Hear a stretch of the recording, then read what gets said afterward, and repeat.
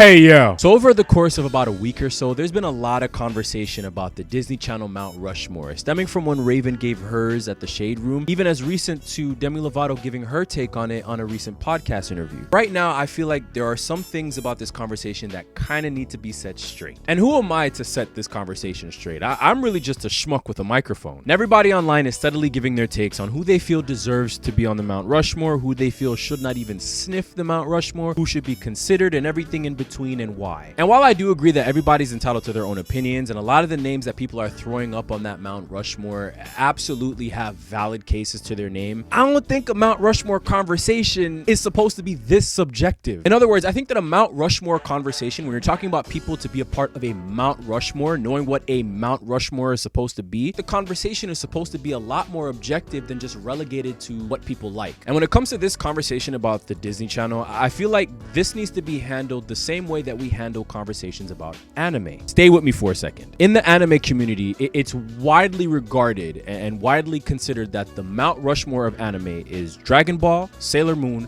Pokemon, and Astro Boy. Why? Because those are foundational animes. Those are animes that help to push the medium and the genre of anime to an international height and have influenced a lot of things that came in anime after them. And then separate and aside from the Mount Rushmore, you have the big three, which is Bleach, Naruto, and One Piece. And this isn't something that you can just debate or argue either. This is an objective fact, because during a time when anime and manga was rising in mainstream popularity in the West, those three were at the forefront of that because of how dominant they were in Shonen Jump. So now let's apply that to Disney Channel. The definitive Disney Channel Mount Rushmore should always and forever be Hilary Duff, Raven-Symoné, Lee Thompson-Young, and really you can argue either Shia LaBeouf or Christy Carlson Romano. Like Christy Carlson Romano had Kim Possible, which was a juggernaut in and of itself, but if you grew up watching Even Stevens like I did, Even Stevens was really Shia LaBeouf's show. And the reason why those names should definitively be on the Disney Channel Mount Rushmore is because they're foundational. They were the originators. They set the table for what we would see later on down the line on Disney Channel. Even just considering this as a simple fact, you don't get High School Musical without that one episode of Even Stevens called Influencer the Musical and the Undercover Superstar episode of That's So Raven. Now, while that's the definitive Mount Rushmore, there's also a definitive big three: Miley, Selena,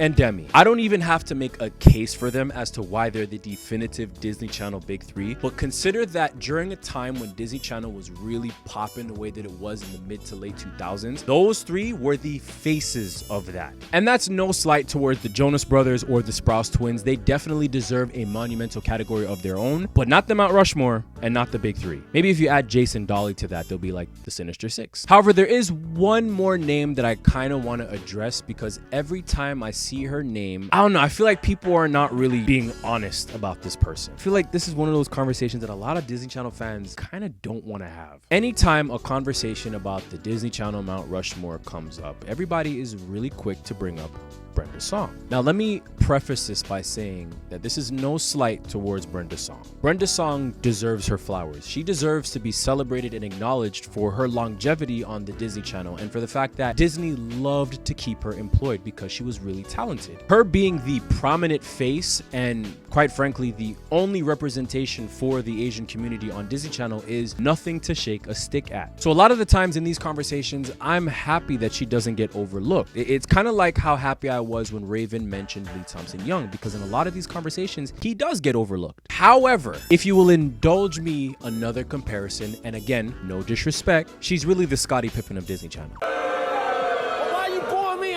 Hall of Fame player, multiple-time All-Star, extraordinary and exceptional player at his position, but a second option on the best team. I get it.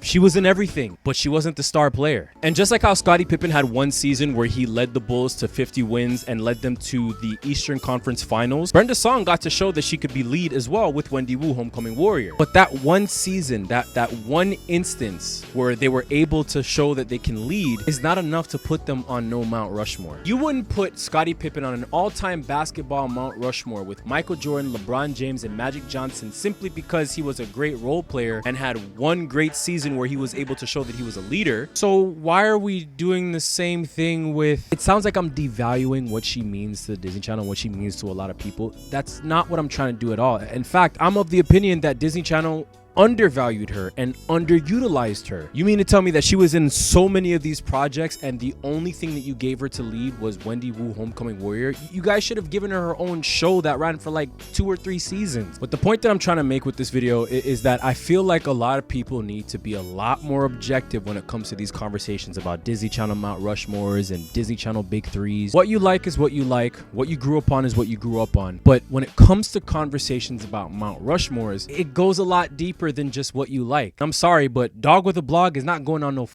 Disney Channel Mount Rushmore. Stop it.